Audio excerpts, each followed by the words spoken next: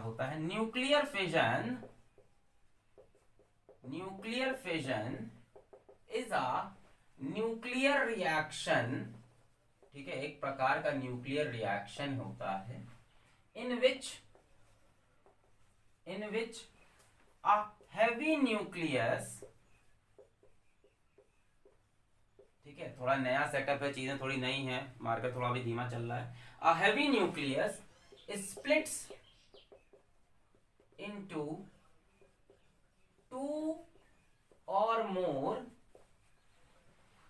smaller बोल लो या lighter nuclei, ठीक है, एक बड़ा सा न्यूक्लियस होगा, एक हैवी न्यूक्लियस होगा, अनस्टेबल होगा डेफिनेटली, वो टूट के दो या दो से ज्यादा न्यूक्लियाई बना लेगा, ठीक है, टूट के दो छोटे छोटे पार्ट या तीन छोटे छोटे पार्ट में टूट जाएगा, ठीक है। जो बड़ा न्यूक्लियस होता है उसको बोलते हैं पेरेंट न्यूक्लियस, और जो छोटे छोटे टूट के बनते हैं उनको बोलते हैं डॉटर न्यूक्लियाई, ठीक है, बाप की बेटी, लड़कों का कोई वैल्यू नहीं है, इसको जैसे बोलेंगे पेरेंट,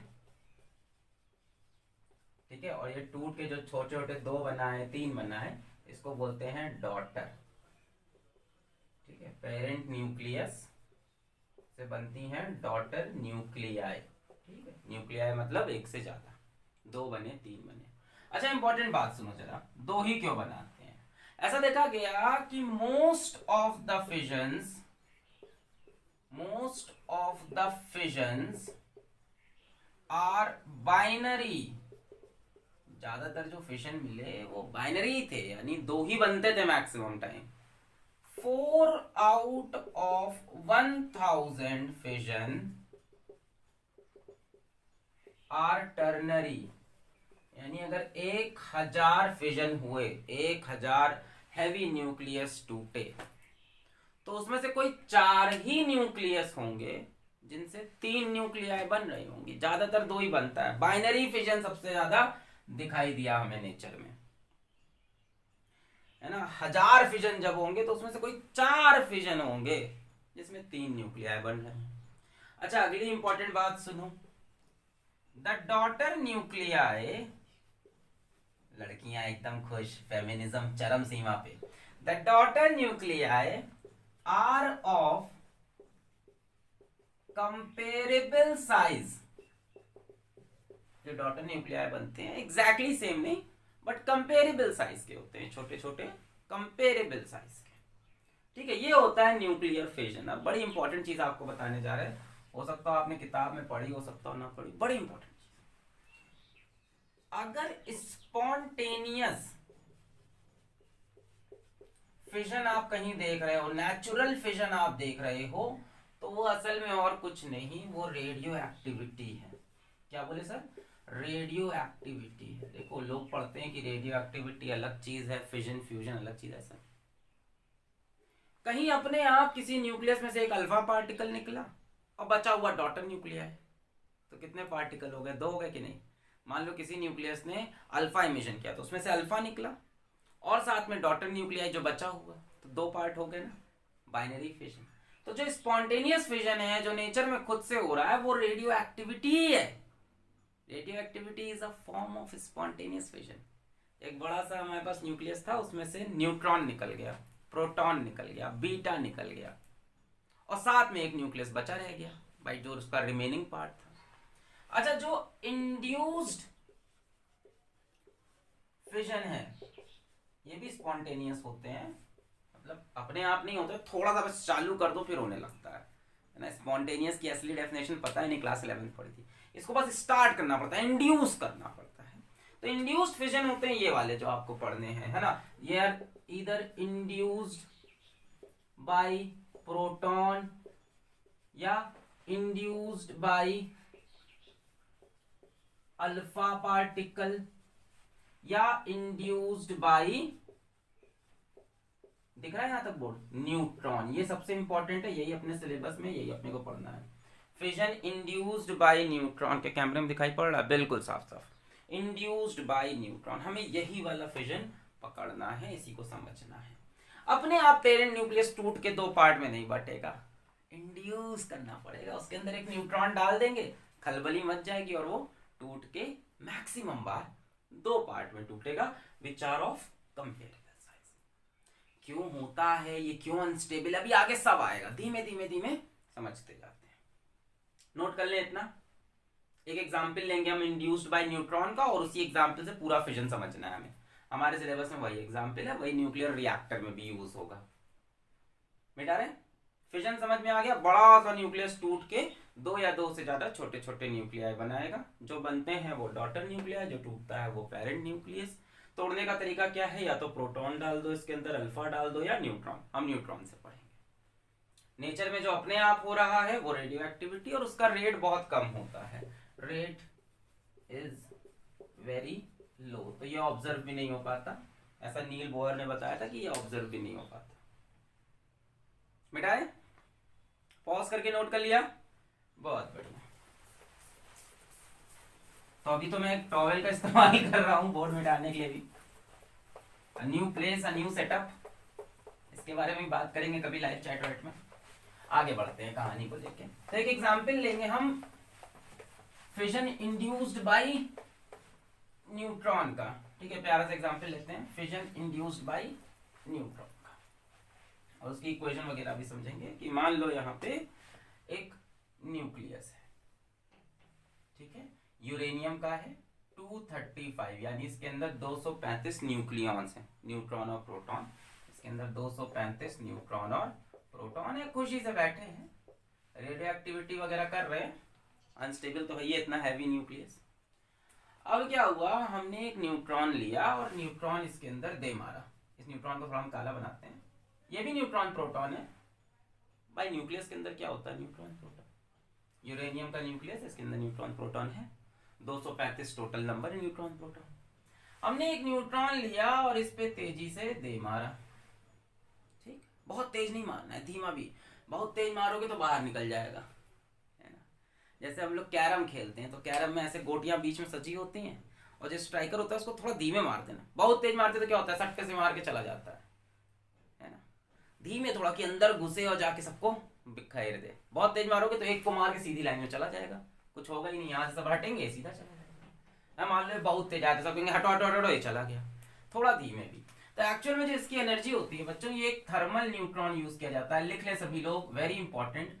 ये एक थर्मल न्यूट्रॉन होता है जिसकी एनर्जी 0.025 इलेक्ट्रॉन वोल्ट के आसपास। थर्मल मतलब जो अगल बगल के नेचर से एनर्जी लेकर जितनी उसकी स्पीड हो।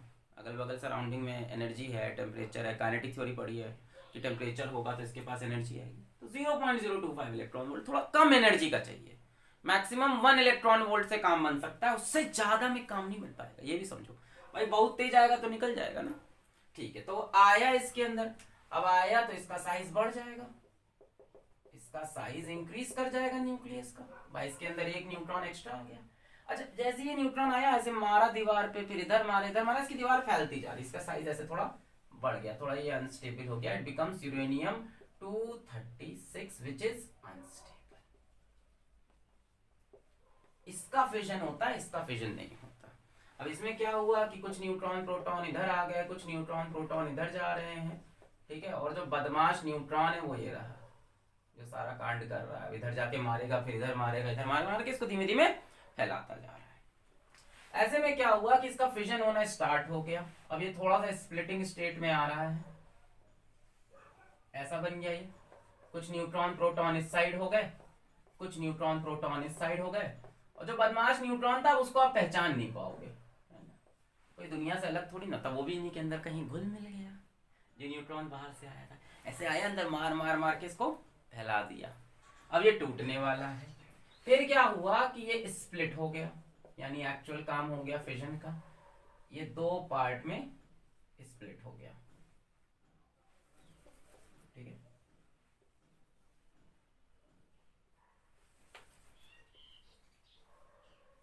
ऐसे ये 2 पार्ट में टूट गया। एक पार्ट थोड़ा सा बड़ा, एक पार्ट थोड़ा सा छोटा, कंपेरेबल साइज का।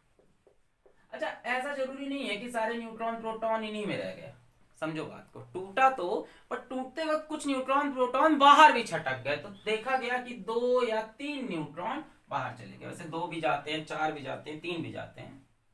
हम 3 वाला एग्जाम्पल लेंगे। ये क्या है, 3 न्यूट्रॉन है, 3 न्यूट्रॉन्स जो कि बाहर छटक आए, और ये दो क्या बन गए, डॉटर न्यूक्लियाई। तो एक स्लो न्यूट्रॉन से ही यूरेनियम 235 का फिजन होता है। आगे इसके बारे में फिर बात होगी। और इसकी हम केमिकल इक्वेशन लिखने की कोशिश करते हैं, बैलेंस्ड इक्वेशन। तो एक न्यूट्रॉन हमने लिया, न्यूट्रॉन का चार्ज होता है 0, मास होता है 1। नीचे लिखोगे चार्ज, ऊपर लिखोगे मास, नीचे नंबर ऑफ प्रोटॉन लिखा जाता है, एटॉमिक नंबर। इसको हमने डाला यूरेनियम में, 235 यूरेनियम, एटॉमिक नंबर 92। इसने इसको एब्जॉर्ब किया, एब्जॉर्ब करके साइज बड़ा हो गया, बन गया uranium 23692, and this is very very unstable. इसका होता है फिशन। अब ये 23692 टूट जाएगा दो हिस्सों में। This uranium 23692 will now split। अच्छा, किताब में क्या होता है, कई बार किसी को एक स्टेप में दिखा देता है ना, यहीं पे आगे बना के। अब ये स्प्लिट करके कई कॉम्बिनेशन बना सकता है, तो वो हम लेके आए हैं। एनसीईआरटी में इसके 3 कॉम्बिनेशन दिए हैं। क्या अच्छा, जरूरी नहीं है कि 2 पार्ट डेफिनेट हो कौन से बनेंगे, है ना। स्प्लिट होके वेरियस यहाँ पे कॉम्बिनेशन बन सकते हैं, तो उसमें से कुछ इंपॉर्टेंट कॉम्बिनेशन है। एक कॉम्बिनेशन है बेरियम एंड क्रिप्टन का, और साथ में 3 न्यूट्रॉन का। Atomic number 56, mass number 144, atomic number 39, मास 36, मास नंबर 89। चेक करने का तरीका ये होगा कि ऊपर का सारा जोड़ो, इधर ऊपर का इधर से मिलाओ, बराबर आना चाहिए। ये हुआ 3, ये हुआ 92 और 144, तो जोड़ के देख लो, 144 और 92, 246 94 13 नीचे का जोड़ के देख लो, 56 36 50 30 80 और 6 6 12 आ रहा है 92। एक तो ये बन सकता है, साथ में एनर्जी भी निकलती है, खूब सारी एनर्जी। क्यू मतलब एनर्जी, बहुत सारी एनर्जी। अच्छा, एक और कॉम्बिनेशन बन सकता है, वो भी हम दिखाते हैं।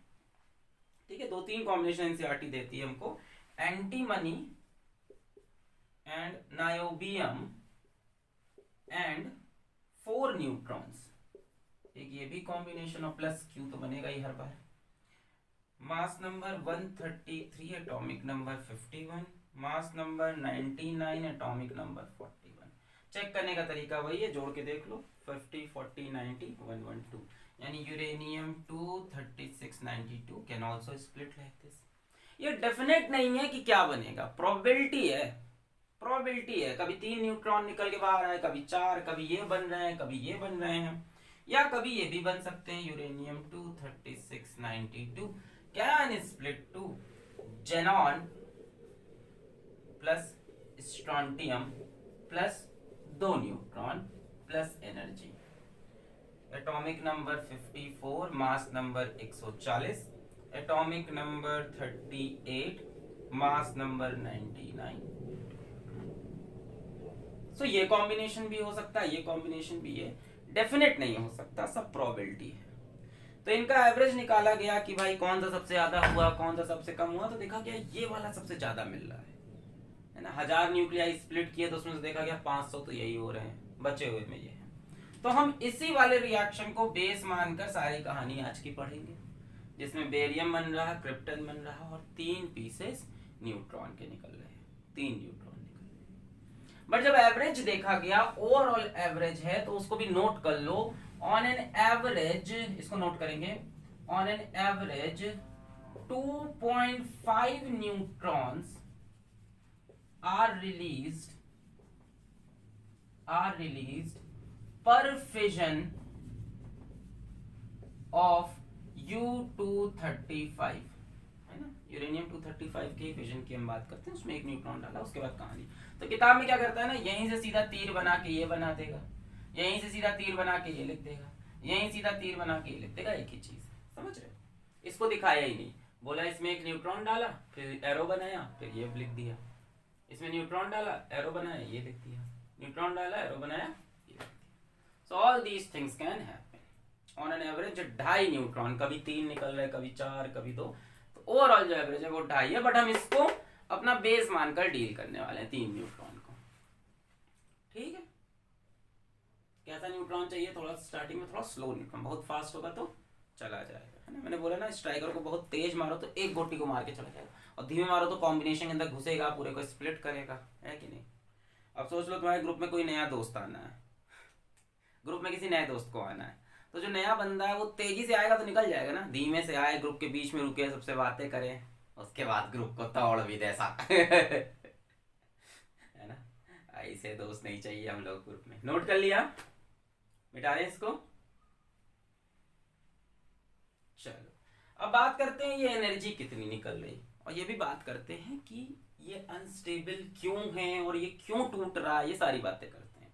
नोट कर लिया है, याद करने की बिल्कुल जरूरत नहीं है। अगर एग्जाम में लिख के आता है X plus Y plus Z, यहाँ पे कुछ लिख दिया, यहाँ पे कुछ गायब कर दिया, तो तरीका मैंने बता दिया। ये जोड़ लो 144 89 3 1 3 जोड़ लो इधर के बराबर, और इनको जोड़ लो इधर के बराबर 133 99, और ये 4 1 4, तो 4 1 37 7 9 16 बन गया हासिल 10 3 13 बन गया हासिल 2। दिख रहा है, मिटाए। चलो अब बात करते हैं एनर्जी वगैरह की फिजन में, और वहीं से आपको पता चलेगा फिजन हो क्यों रहा है। इसके लिए थोड़ा सा हम प्रीवियस लेक्चर यूज करेंगे, जहां हमने आपको बाइंडिंग एनर्जी पर न्यूक्लियॉन का कंसेप्ट पढ़ाया था, याद आया। वहां पे हमने बताया भी था फिजन क्यों होता है, तो उसी को हम फर्स्ट वापस से इस्तेमाल करेंगे। ये नए बोर्ड में गंदगी होती हुई थोड़ी सी। हाँ, so energy in fission, energy in fission, energy in fission, ठीक है। तो अगर आपको याद हो बाइंडिंग एनर्जी पर न्यूक्लियॉन का आपने कर्व पढ़ा था मेरे साथ, यहाँ पे हमने ली थी बाइंडिंग एनर्जी पर न्यूक्लियॉन, यानी एक प्रोटॉन या एक न्यूट्रॉन के लिए, और इसको हम रखते थे इन मेगा इलेक्ट्रॉन वोल्ट, अगर याद हो तो। इस जगह पे हम लिखते थे मास नंबर ए। अगर आपको याद हो ये कर्व कुछ ऐसा था, शुरू में एकदम नीचे, फिर ऊपर उठा, फिर ऐसे, फिर ये ऐसा कुछ कर्व था ये, बहुत बढ़िया। इधर मास नंबर बढ़ता जा रहा है, तो यहाँ कहीं हमने कह दिया, मान लेते हैं यूरेनियम है, मास नंबर 235, यहाँ कहीं यूरेनियम। और अच्छा एक्चुअल में स्प्लिट कौन कर रहा है, U236 कर रहा है, तो U36, अरे यार 35 36 बहुत फर्क नहीं पड़ेगा, हम 240 लेके अप्रॉक्स कैलकुलेट करेंगे, टेंशन मत लो। तो यहाँ बड़ा सा न्यूक्लियस है यूरेनियम 236 का, और ये स्प्लिट करके क्या बना रहा है, छोटे छोटे न्यूक्लियस, 117 के, 144 के, तो 120 के मान लेते हैं, है ना। देख रहे थे आप 144, कहीं 117, ये सब तो नंबर थे, तो हम मान लेते हैं 120 के दो बना रहा है अप्रॉक्स, 240 से 120 एनीवेज यहाँ आ गया। यही तो हो रहा है ना फिजन में, यही तो हो रहा है, टूट के छोटे छोटे न्यूक्लियाई बना रहा है जिनका मास नंबर, भाई इस तरफ मास नंबर है ना, यहाँ मास नंबर 236, तो यहाँ 144 वाली कुछ आ रहा है, ठीक है। ये टूट के छोटे छोटे छोटे न्यूक्लियाई बना रहा है, ठीक है। अच्छा इसीलिए ये प्रोसेस हो भी रहा है, स्पॉन्टेनियस है ये भी, एक बार शुरू करो फिर अपने आप चलता रहेगा। कुछ प्रॉब्लम्स रहती हैं बीच में, उसको हम सॉल्व करेंगे भी है। तो ये क्यों हो रहा है, क्योंकि बाइंडिंग एनर्जी बढ़ रही है। मैंने बताया था कि वही रिएक्शंस होते हैं अपने आप जिनमें बाइंडिंग एनर्जी इंक्रीज कर रही हो। इसमें देखो बाइंडिंग एनर्जी बढ़ रही है। आपको मैंने बताया था ना कि सबसे बढ़िया बाइंडिंग एनर्जी ये बीच वाले न्यूक्लियस की होती है, सबसे अच्छी होती थी आयरन की, बीच वाले की बढ़िया होती है, यूरेनियम तक जाते जाते गिर जाती है, और शुरू में भी बाइंडिंग एनर्जी कम होती है। अप्रॉक्स अगर हम देखें तो यूरेनियम की बाइंडिंग एनर्जी अप्रॉक्स होगी 7.6 मेगा इलेक्ट्रॉन वोल्ट, और अप्रोक्सीमेटली ये छोटे छोटे बीच के बन रहे हैं 140, 120, 117, इनकी बाइंडिंग एनर्जी अप्रॉक्स बात कर रहे हैं बच्चों, एग्जैक्ट नहीं, इनकी बाइंडिंग एनर्जी अप्रोक्सीमेटली 8.5, आयरन की 8.8 थी, उससे कम रखी 8.5। सो एनीवेज जो फायदा हो रहा है, एनीवे नहीं मचाएंगे जो फायदा हो रहा है एनीवेज वो ये है कि बाइंडिंग एनर्जी बढ़ रही है। बाइंडिंग एनर्जी बढ़ती है तो एनर्जी रिलीज होती है, अभी दिखाते हैं सब। अभी फील हुआ, ये थोड़ा बहुत याद आया, ये होता था फिजन, और इधर से होता है फ्यूजन, जब दो मिलके एक बड़ा बनाते हैं। एक बड़ा न्यूक्लियस दो छोटे में क्यों टूटा, क्योंकि दो छोटे न्यूक्लियाई की बाइंडिंग एनर्जी पर न्यूक्लियॉन ज्यादा थी, ये ज्यादा स्टेबल है। अगर आपको याद हो बाइंडिंग एनर्जी पर न्यूक्लियॉन का जो कर्व था, ये हम किसके लिए यूज करते थे, स्टेबिलिटी ऑफ न्यूक्लियाई के लिए, जिन न्यूक्लियाई की बाइंडिंग एनर्जी पर न्यूक्लियॉन ज्यादा होती थी वो मोर स्टेबल होते थे। Definitely these are more stable and this is less stable. जिसकी बाइंडिंग एनर्जी कम वो लेस स्टेबल। तो मान लेते हैं कि ये कोई न्यूक्लियाई एक्स है जो कि टूट कर दो न्यूक्लियस, एक न्यूक्लियस एक्स है जो टूट के दो न्यूक्लियाई वाई और जेड बना रहा है। थोड़ा अप्रोक्सीमेशन करते हैं, मानते हैं इसका जो मास नंबर है वो 240 है और इनका 120 और 120 है ना। एग्जैक्ट कैलकुलेशन करोगे तो अभी मल्टीप्लाई डिवाइड करने में रात हो जाएगा। तो मास नंबर मान लेते हैं 240 और टूट के बन रहा है 120 120। जो बाइंडिंग एनर्जी पर न्यूक्लियॉन है वो इसकी मान लो 7.6, इसकी मान लो 8.5 8.5। थोड़ा अप्रोक्सीमेशन कर रहे हैं, लास्ट में हम आपको एग्जैक्ट आंसर ही बताएंगे एग्जाम में क्या मारना है। हम दिखा रहे हैं कितनी एनर्जी निकल रही है। एनर्जी निकल रही है कि अब्सॉर्ब हो रही है सर? इनकी तो एनर्जी ज्यादा है, वही समझ में आएगा। चला टोटल बाइंडिंग एनर्जी निकालो। ये सब याद है कि भूल गए सब बच्चों? मास नंबर मतलब number of nucleon. Mass number का मतलब होता है, हमने 240 मान लिया 235 236 की बजाय, अप्रॉक्स कैलकुलेशन। मास नंबर क्या होता है कि कितने न्यूक्लियॉन है, कितने न्यूट्रॉन प्रोटॉन है, और एक न्यूक्लियॉन की कितनी बाइंडिंग एनर्जी है 7.6 8.5 8.5। इनमें कितने न्यूक्लियॉन है 120। भाई 240 था, टूट के दो पार्ट में, एक झोले में 120 एक झोले में 120, टूट के छोटा छोटा बन गया। अप्रॉक्सीमेशन देख रहे हैं, न्यूट्रॉन नहीं माना है हमने, बाहर निकल। अच्छा तो टोटल बाइंडिंग एनर्जी इधर कितनी हो गई, इसमें से इसको इससे मल्टीप्लाई कर दो। ये टोटल नंबर ऑफ न्यूक्लियॉन्स है और ये बाइंडिंग एनर्जी पर न्यूक्लियॉन है। भाई मास नंबर क्या होता है? मास नंबर होता है number of nucleon, number of neutron proton है, और ये पर न्यूक्लियॉन है। तो टोटल बाइंडिंग एनर्जी हो जाएगी, इसको इससे मल्टीप्लाई कर दो, 240 इंटू 7.6, तो करीब करीब 1824 मेगा इलेक्ट्रॉन वोल्ट। भाई ये मेगा इलेक्ट्रॉन वोल्ट में है।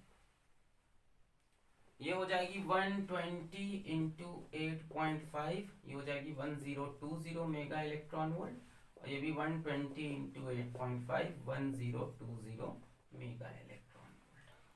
ठीक है, अब ध्यान से देखो तो इस तरफ टोटल एनर्जी ज्यादा दिख रही है, इस तरफ टोटल कितना हो गया 2040 मेगा इलेक्ट्रॉन, इस तरफ कम है 1824 मेगा इलेक्ट्रॉन वोल्ट। इतनी आएगी, जरा एक बार कैलकुलेट कर लेते हैं हम कैलकुलेटर से, जस्ट एक बार इसको हम लोग चेक कर लिया जाए। 240 इंटू 7.6 1824। ठीक है, तो बच्चों इधर आपको दिख रहा है बाइंडिंग एनर्जी ज्यादा है, तो एनर्जी रिलीज हुई है कि एब्सॉर्ब हुई है? बाइंडिंग एनर्जी होती क्या थी कि किसी न्यूक्लियस के बनते वक्त कितनी एनर्जी रिलीज हुई। फिर से, किसी न्यूक्लियस के बनते वक्त कितनी एनर्जी रिलीज हुई। तो इसके बनते वक्त, एक्स के बनते वक्त, जब एक्स का बड़ा सा न्यूक्लियस बना होगा इतनी एनर्जी रिलीज हुई, और जब ये दोनों बने होंगे तो इतनी एनर्जी रिलीज होनी चाहिए। तो इसके बनने में इतनी एनर्जी रिलीज हो चुकी है, अब इनको बनाने के लिए भी कुछ एक्स्ट्रा एनर्जी और रिलीज करनी होगी। समझो, बाइंडिंग एनर्जी होती क्या है कि किसी न्यूक्लियस को बनाने में कितनी एनर्जी रिलीज हुई, तो भाई इसको बनाने में इतनी एनर्जी रिलीज होनी चाहिए। ठीक है, ये बन गया। अब इससे आप ये बनाना चाहते हो और इनको बनाने में इतनी एनर्जी रिलीज होनी चाहिए, यानी अभी यहां से यहां और एनर्जी रिलीज होनी चाहिए। ये मैंने प्रीवियस लेक्चर में पूरा समझाया बाइंडिंग एनर्जी में, आपने नहीं देखा हो तो टाइप करें न्यूक्लियाई 05 बाइंडिंग एनर्जी फिजिक्स वाला। तो यहां से यहां जो एनर्जी लिबरेट हुई, जो एनर्जी लिबरेट हुई बच्चों, वो होगी 2040 minus 1824। This will be 6, this will be what 1, this will be 2, 216 mega electron volt. 200 exam में जो ऑप्शन होता है वो 200 मेगा इलेक्ट्रॉन वोल्ट का होता है, तो आप चाहो तो यहाँ ब्रैकेट में लिख लो 200 मेगा इलेक्ट्रॉन, क्योंकि मैंने बहुत से अप्रोक्सीमेशन किए हैं। आप मतलब समझ रहे हो कि 1 nucleus of U235 on fission releases 216 mega electron volt of energy. 200 ही ले लो, कौन सी कम होती है, 200 ही ले लो। होय होय होय होय, 1 न्यूक्लियस, समझ रहे हो? एक एटम में 1 न्यूक्लियस होता है। एक एटम कितना बड़ा होता है? हाय हाय हाय सर, कुछ समझ में आया? ये इतनी एनर्जी किससे मिल सकती है आपको? एक छोटे से एटम से। 1 ग्राम नहीं है ये। एक छोटा सा एटम है, 235 एएमयू है ये, है ना? 235 या 240 एएमयू है। And 1 AMU is 1.6 into 10⁻27 gram, kilogram 10⁻24 ग्राम। कुछ आइडिया लग रहा है ये कितने मास से आया है? इतनी एनर्जी आपको मिली है from this, this is what, 240 AMU, यानी 1.6 इंटू 10⁻24 ग्राम ऑफ यूरेनियम। अभी 1 ग्राम, अरे यार 1 ग्राम छोड़ो, अभी तो क्या ही बात हो रही है, ये कितना ही कम यूरेनियम है, 10⁻20। और इससे निकल रही है 216 मेगा इलेक्ट्रॉन वोल्ट। भाई ये तो एक न्यूक्लियस है ना, एक एटम का मास एमयू में तो होता है, एटम का मास, एटॉमिक मास यूनिट, तो एटम का मास 240, और 1 एमयू इज 1.6 into 10⁻20, 1.67 लिख लो, कोई दिक्कत नहीं, 10⁻27 kg या 10⁻24 का। बहुत ज्यादा एनर्जी, बहुत ज्यादा। इसी का तो यूज करते हैं एटम बॉम्ब में या न्यूक्लियर रिएक्टर में, बहुत ही तगड़ा एनर्जी का सोर्स। अच्छा, यहीं से हम आपको एक बात और याद दिला जाएंगे, वही पिछले लेक्चर से है, कि अगर किसी रिएक्शन में टोटल बाइंडिंग एनर्जी बढ़ रही है तो डेफिनेटली मास डिसअपियर हो रहा होगा। अरे भाई एनर्जी कहाँ से आती है? मास ही से तो आती है ना, mass is a form of energy. यहाँ से मास गायब हुआ होगा, वही एनर्जी के फॉर्म में बाहर आया होगा। जो आप रिएक्शन देख रहे थे कि यूरेनियम टूट के बेरियम क्रिप्टॉन बन गया, यूरेनियम टूट के जेनॉन, और जो भी था, जो भी पार्ट्स बन रहे थे, उसमें क्यों लिखा था बाद में? तो वो एनर्जी कहाँ से आ रही है? आसमान से टपक रही है, कहाँ से आ रही है? हम तो दे नहीं रहे। तो डेफिनेटली इस तरफ से इस तरफ जाने में, एक्स से वाई प्लस जेड जाने में कुछ मास डिसअपियर हो रहा होगा, और वही मास अपने आप को दिखा रहा होगा एनर्जी की तरह। ये मैंने प्रीवियस लेक्चर में पूरा पढ़ाया था कि जब एनर्जी बढ़ रही है मतलब मास गायब हो रहा है, mass is a form of energy. तो कितना मास डिसअपियर हुआ, जरा इसकी भी बात कर लें। ये नोट कर लिया हो तो बहुत अच्छी बात है। मिटा दें, मिटा दें, कितना मास डिसअपियर हो, जरा उसका भी आइडिया आपको दे। ये हटा दें क्या? नोट कर लें पॉज करके, 1 2 3 4 5। चलो आपको थोड़ा सा मास का भी आइडिया दें कि कितना मास डिसअपियर हुआ। यहां पे लिखो, since energy is liberated thus mass has disappeared। Definitely भाई कहां से आई एनर्जी? डेफिनेटली मास से ही आई है। वो मास गायब हो गया, एनर्जी में दिख रहा है। कितना मास गया वो देख लेते हैं, कैसे पता चलेगा? बच्चों अगर आपको याद हो कि 931.5 मेगा इलेक्ट्रॉन वोल्ट एनर्जी बनती है 1 एएमयू के मास से, या 1 एएमयू मास जब गायब होता है, इधर से इधर जाते वक्त मास गायब हो रहा है, मास डिफेक्ट, कुछ मास गायब हो रहा है, एनर्जी के फॉर्म में दिख रहा है। तो 1 एएमयू जब मास गायब होता है तो इतनी एनर्जी दिखती है। तो ये 216 मेगा इलेक्ट्रॉन वोल्ट कितने मास से दिखेगी? इतनी दिख रही है इतने एमयू से, तो इतनी दिखेगी कितने एमयू से? 216/931.5। बोलो सही है? इतनी एनर्जी 1 एमयू से, तो इतनी एनर्जी कितने एमयू से? कैसे पता चलेगा? यूनिटरी मेथड 1/931.5, भाई यूनिटरी मेथड लगा दो। इससे इतना तो इससे कितना, तो 1/931.5 मल्टीप्लाइड बाई 216।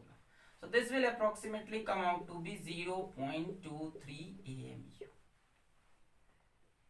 यानी करीब यहां से 240 AMU में से 0.23 AMU सिर्फ गायब होता है। बहुत ज्यादा नहीं, बहुत कम मास डिसअपीयर होता है।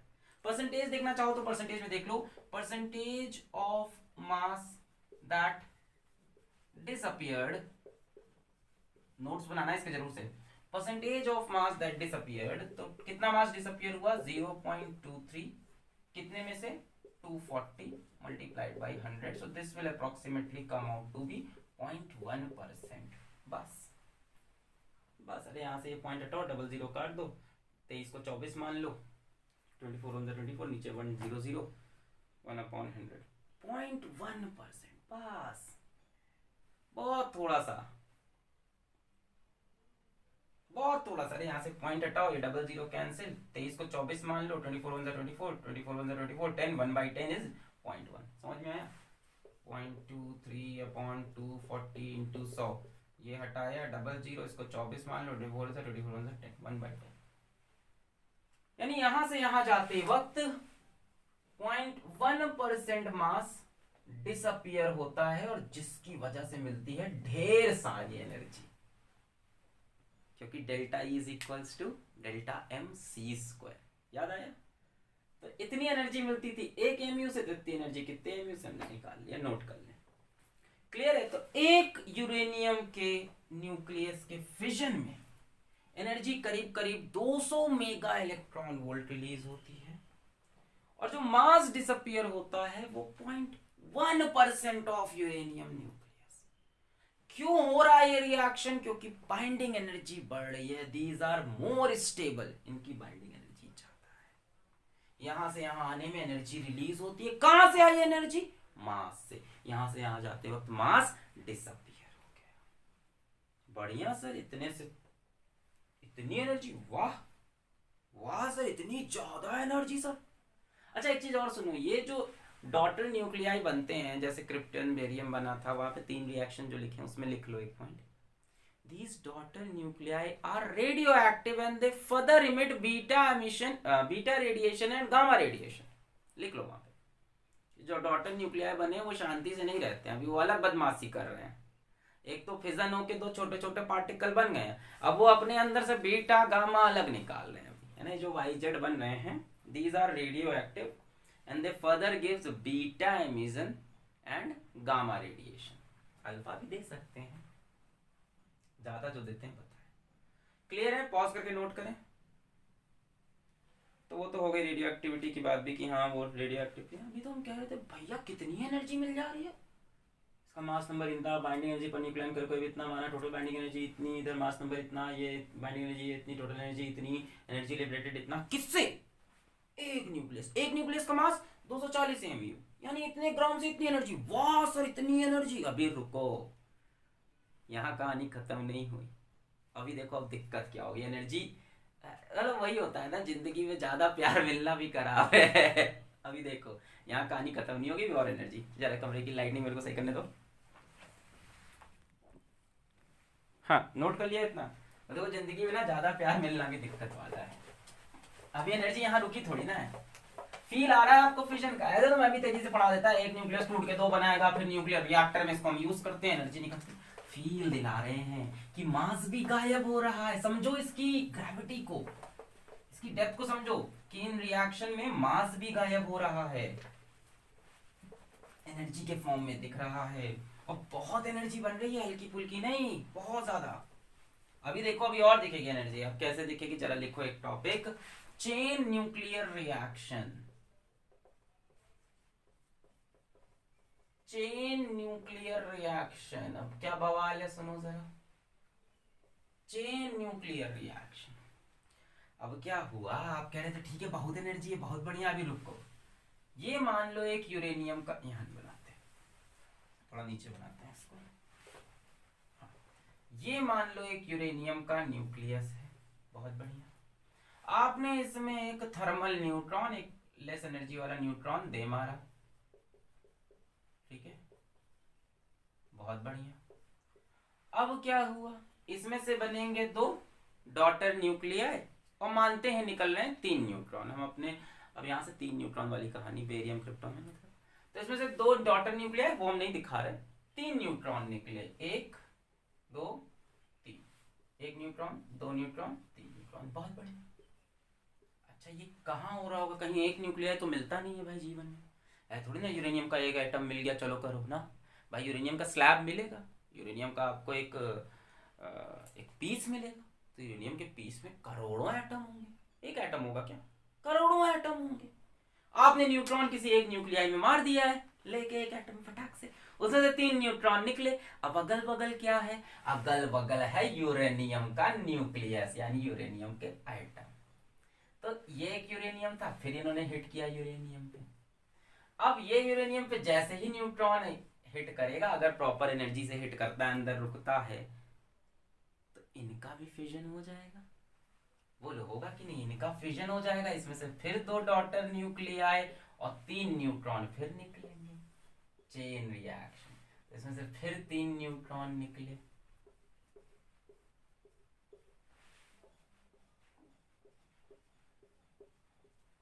अब ये न्यूट्रॉन भी कहाँ है? सैंपल के अंदर ही तो है, यानी पीस के अंदर ही तो है, स्लैब के अंदर ही तो है, जो आपने टुकड़ा उठाया यूरेनियम के उसके अंदर। तो ये न्यूट्रॉन निकले अगल बगल, फिर यूरेनियम, फिर यूरेनियम ने पकड़ लिया, फिर यूरेनियम ने पकड़ लिया, फिर यूरेनियम, फिर यूरेनियम, फिर यूरेनियम, फिर यूरेनियम, फिर। समझ रहे हो? अब आपको फील हो रहा है ये क्या हो रहा है? ज्योमेट्रिक प्रोग्रेशन है। पहली बार 1, फिर 3, फिर 9, फिर इसके बाद 27। समझ रहे हो? चलता जाएगा कहानी है।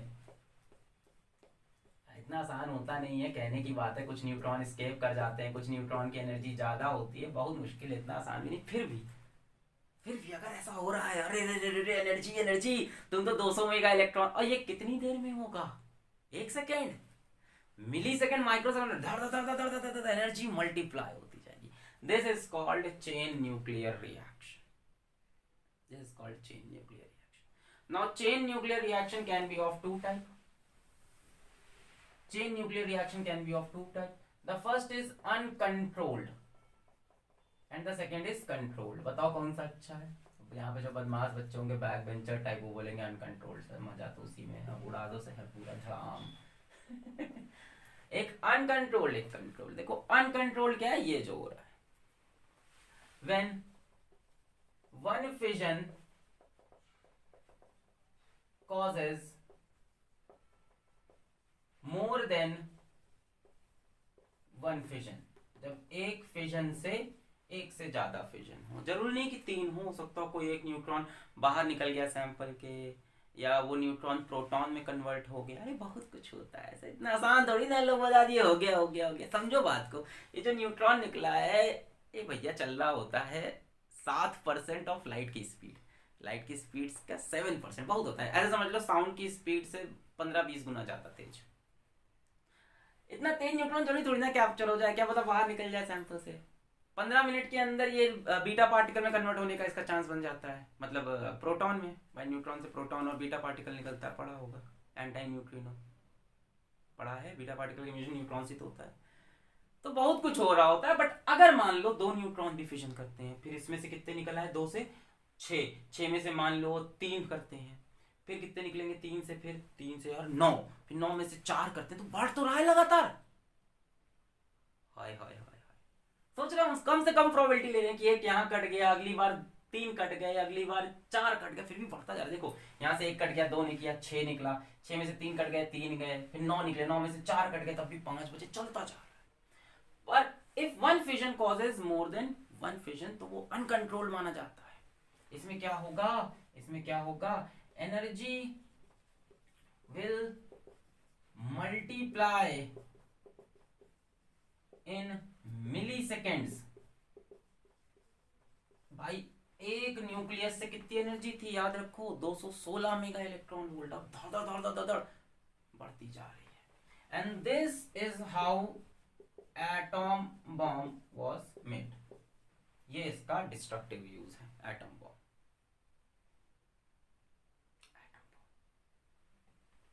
अगर आपको एक बोरी, कितना? एक बोरी मतलब समझ लो करीब 50 केजी यूरेनियम कोई आपको दे दे, तो आप पूरा का पूरा शहर उड़ा सकते हो। यही तो हुआ था हिरोशिमा नागासाकी में, यही हुआ था। 50 केजी यूरेनियम से 10 टू द पावर 15 जूल्स के आसपास की एनर्जी मिलेगी approx. This is how Hiroshima and Nagasaki happened.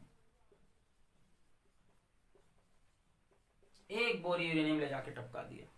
बहुत खराब चीज है, कोई इसमें खुश होने की चीज नहीं है, एक ही बड़ा ही खराब डिस्कवरी है। बट रुको, इसका पॉजिटिव साइड है controlled.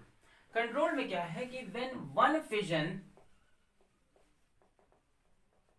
fission causes one fission, ये बहुत सही है। इसमें क्या होगा?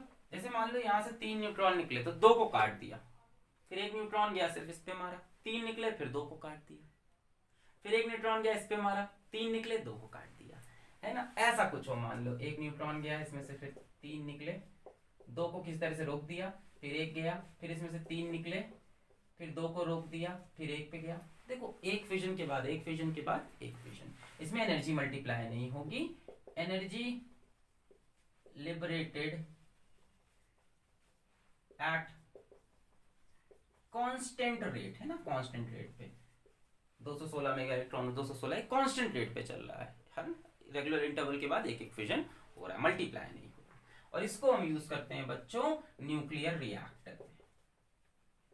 भारत में भी है हमारे पास न्यूक्लियर रिएक्टर में, जहां से हम क्या बनाते हैं, इलेक्ट्रिसिटी बनाते हैं।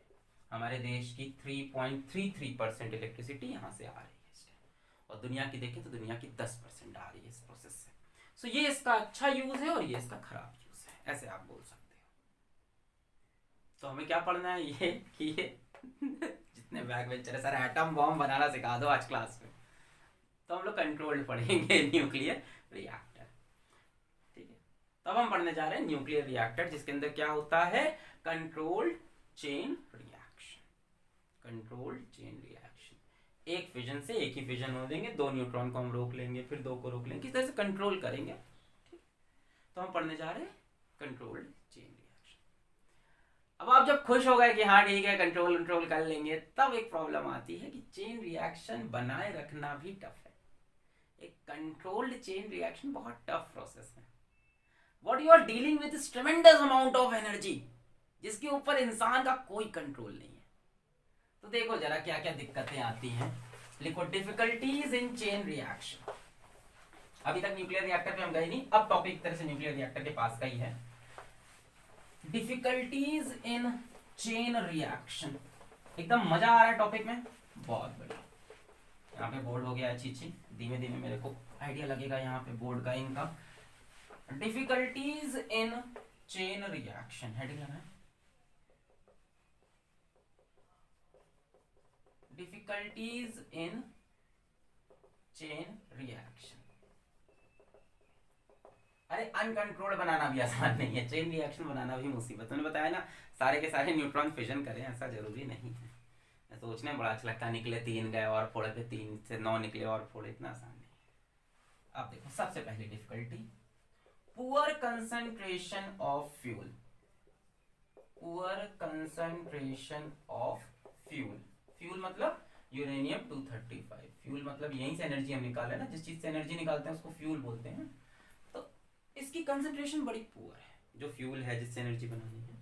होता क्या है बच्चों, जो नेचुरल यूरेनियम हमको मिला, जो नेचर में यूरेनियम मिला, तो नेचुरल यूरेनियम का जो कंसंट्रेशन है वो है करीब 99.3%, उसमें U238 है, और 0.7% उसमें U235 है। कुछ ऐसे समझ लो कि 1000 किलो में 7 किलो U235 है। इन 1000 kg natural uranium, only 7 kg is fuel, यानी U235, बाकी 993 kg U238 है। अब जाहिर सी बात है, एक ही सवाल सबके मन में कि इसको क्यों नहीं यूज करते।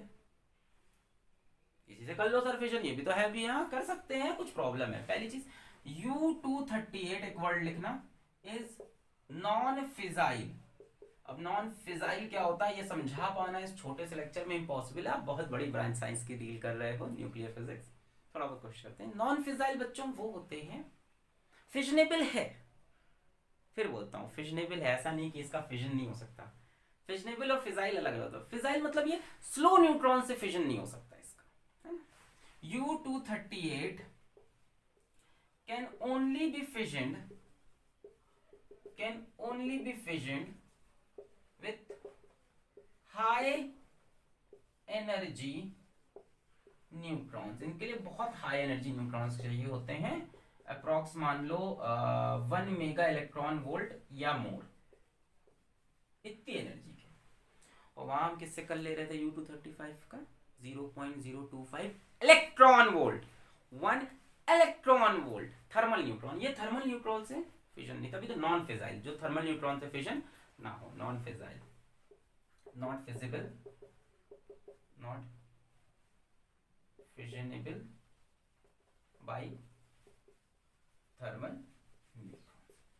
तो भी सर क्या दिक्कत है, दे दो इनको इतनी एनर्जी का न्यूट्रॉन, कर लेते हैं फिजन। इतना ज्यादा है कहाँ हम और में से छाटेंगे कि थोड़ा बहुत, हाँ 993 के जाए, थोड़ा सह लेंगे थोड़ा, है ना सह लेंगे थोड़ा।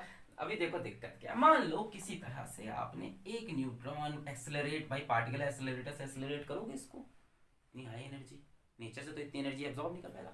पार्टिकल एक्सेलरेटर से आपने एक्सेलरेट करके इसे एक दे दिया 1 मेगा इलेक्ट्रॉन वोल्ट का न्यूट्रॉन, ठीक है, किसको, U-238। अब जब इसका फिजन होता है ना, तो इसमें से जो न्यूट्रॉन निकलते हैं, 3 निकले 2 निकले, वो स्लो होते हैं। अब वही कह रहे बहुत बड़ी ब्रांच है फिजिक्स की। और वो स्लो क्यों होते हैं, उसको बोला जाता है इन इलास्टिक स्कैटरिंग की वजह से। मान लो इसमें से भी 3 न्यूट्रॉन निकले, जरूरी नहीं 3 निकले, मान लो इसमें से भी 3 न्यूट्रॉन जो निकले, now these are slow neutrons. Slow neutrons मतलब less energetic, energetic due to inelastic scattering. अब इनइलास्टिक स्कैटरिंग क्या होती है, आप इनइलास्टिक कोलिजन जानते हो, इनइलास्टिक कोलिजन में क्या होता था, एनर्जी लॉस होती थी, तो एनर्जी लॉस हो जाती है इसमें इन शॉर्ट। तो इन न्यूट्रॉन्स के पास इतनी हाई एनर्जी नहीं होती कि they can cause further fission. These neutrons do not have 1 mega electron volt energy and hence they cannot sustain chain reaction। अब ये चेन कैसे करेंगे, इनके पास इतनी एनर्जी नहीं। इसके बाद अगला यूरेनियम का न्यूक्लियस रखा हुआ है, आओ मारो हमें, इनके पास एनर्जी ही नहीं है, ये इसको उसके साथ फिजन कर ही नहीं पा रहे हैं। इंस्टेड क्या होता है, न्यूट्रॉन इसमें एब्जॉर्ब होते हैं, बीटा डीके स्टार्ट हो जाता है, which is irrelevant to this topic. Instead लिखना चाहो तो लिख लो, instead these slow neutrons are absorbed by U-238 and beta decay occurs।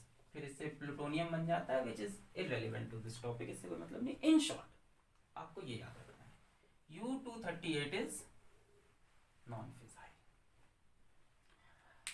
अब ये मान लो ये न्यूट्रॉन फास्ट होते, 5 मेगा इलेक्ट्रॉन वोल्ट के होते, तो और हमें 1 मेगा इलेक्ट्रॉन वोल्ट चाहिए होता, तो हम कर लेते हैं। तेज चीज को धीमा करना थोड़ा आसान है, एनर्जी देखिए एक्सेलरेट करना पार्टिकल को ज्यादा टफ है।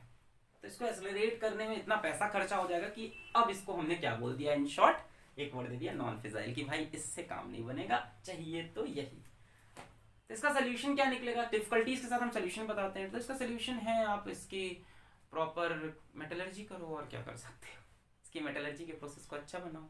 मेटलर्जी पता है ना, किसी में से कोई चीज एक्सट्रैक्ट करना है, इसकी ओर में से यूरेनियम ऑक्साइड की ओर होती है UO2, तो उसमें से बहुत अच्छे से एक्सट्रैक्शन करो, U-35 का, और क्या। अब यही ऑप्शन है, ये नहीं है, ये नॉन फिजाइल है। फास्ट एक बार दे भी दिया, फिर स्लो न्यूट्रॉन आ गया, वो अलग बीटा डीके करा रहे हैं, आगे फिजन करा नहीं पा रहे हैं, ठीक है। तो ये चेन रिएक्शन सस्टेन नहीं कर सकता। हाँ अगर इसे आप किसी तरह से ये इलेक्ट्रॉन न्यूट्रॉन देते रहो तो ये फिजन होता रहेगा। ऐसा किया भी जाता है ब्रीडर रिएक्टर्स में। हम इतनी बातें है ना, मतलब इतना बड़ा टॉपिक है, ऐसा नहीं है कि इसको यूज नहीं किया गया है, किया गया है। ब्रीडर रिएक्टर्स में, कहां पे, ब्रीडर रिएक्टर्स में क्या किया जाता है, इसके पीछे एक दूसरा न्यूक्लियस रख देते हैं जो हाई एनर्जी न्यूट्रॉन देता रहता है, तो उससे इसका काम बन जाता है। ऐसा भी किया गया है, यूज होता है ये ब्रीडर रिएक्टर। अगर पूछ ले कि इसका कोई यूज है तो लिखो, हाँ ब्रीडर रिएक्टर में यूज होता है, इसको लगातार हाई एनर्जेटिक न्यूट्रॉन दिए जाते हैं और इसका फिजन होता रहता है। पर इनसे निकलने वाले न्यूट्रॉन काम के नहीं है, वो फिर प्लूटोनियम बनाते हैं जिसको हम वापस यूज करते हैं एज अ फ्यूल, कहानी है ब्रीडर रिएक्टर। चलो पहली ये डिफिकल्टी भी मिटा रहे। अच्छा पहली डिफिकल्टी तो भैया फ्यूल की ही हो गई। हेलो भैया, पेट्रोल ना मिला, गाड़ी कैसे चलेगा, पेट्रोल का कंसंट्रेशन बड़ा कम है। दूसरी डिफिकल्टी देखो, अच्छा तो किससे होना है फिजन, 238 की 235, बोलो भाई 235, बहुत बढ़िया, दिल टूट गया ना, छन से जो टूटे कोई सपना भी और तोड़ते हैं। अब देखो क्या हुआ U-235 के साथ क्या दिक्कत है। The fuel U-235 is fissionable only by slow neutrons. Only by slow neutrons. Energy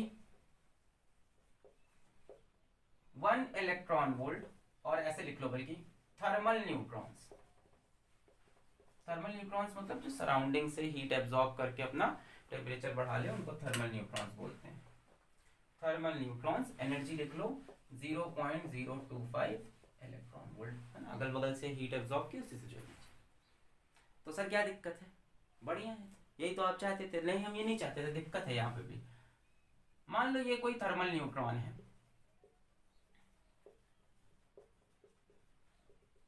ये जाके हिट किया U-235 को। अब इसमें से मान लो 3 न्यूट्रॉन निकले, 3 4 2 कुछ भी निकल सकते हैं। अब दिक्कत क्या होती है कि यहाँ पे कोई इनइलास्टिक स्कैटरिंग नहीं हो रही, यहाँ पे इलास्टिक स्कैटरिंग होती है, एनर्जी कंजर्व रहती है, और जो न्यूट्रॉन निकल रहे हैं they are high energetic neutron.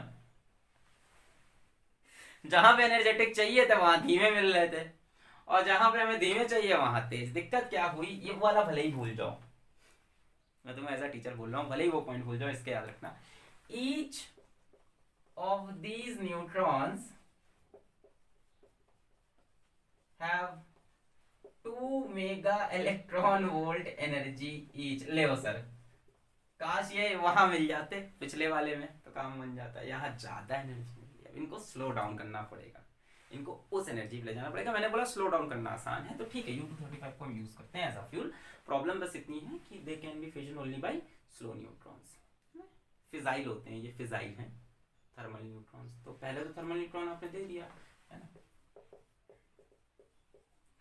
गया यूरेनियम को मारा, इसमें 3 न्यूट्रॉन निकले, बहुत हाई एनर्जी के। अब क्या करना होगा हमें, we have to what, we have to slow down these neutrons to low energy so that they can cause further fission। मैं बोला इतना हलवा नहीं है चेन रिएक्शन बनाना। यहाँ पे highly energetic 2 mega electron volt के निकला, चाहिए लो एनर्जी के। यार इतनी एनर्जी के न्यूट्रॉन होंगे, घुसेंगे निकल जाएंगे बाहर, मैंने बताया ना। धीमे से जाके अंदर ऐसे ऐसे ऐसे करके साइज बढ़ाना। ठीक, तीसरी प्रॉब्लम सुनो। तीसरी प्रॉब्लम है critical mass.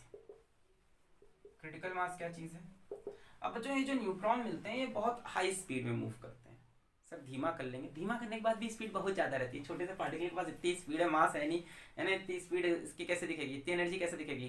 Kinetic energy 12mv², मास है नहीं, तो सारी चीज, सारी की सारी एनर्जी कहाँ पे आएगी? उसकी स्पीड पे आएगी, तो बहुत हाई होती है। So even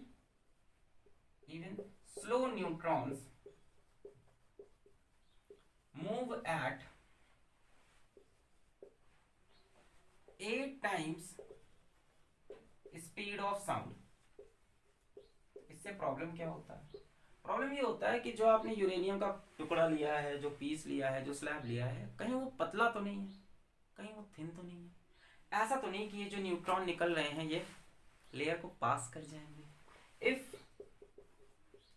the layer of fuel is thin, the neutrons may pass through it। भाई स्लो ही नहीं हुआ है ना, थोड़ी थिक लेयर होती तो एक न्यूक्लियस में घुसता, स्लो होता, फिर दूसरे में और स्लो होता, फिर तीसरे में फिशन स्टार्ट करता। अब मान लो एक ही न्यूक्लियस की लेयर है पूरी, एक एक एक एक एक एक एक, एक निकल गया। भाई धीमे धीमे स्लो होते हुए घुसेगा ना अंदर, आपने बहुत पतली लेयर रखी तो निकल गया। Pass through it without causing fission. Low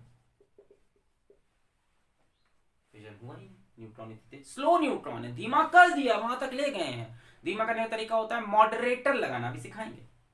moderator लगाए, धीमा कर दिया है, फिर भी दिक्कत क्या है कि अगर पतली लेयर है तो वो पास कर जाएंगे। So there must be a limiting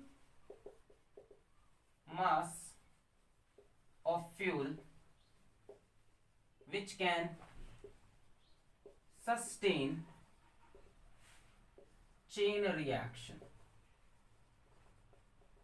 और इसी लिमिटिंग मास को हम क्या बोलते हैं, critical mass. The minimum mass of fuel required for chain reaction is called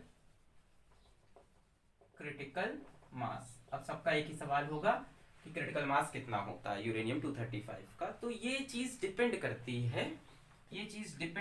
है, depends on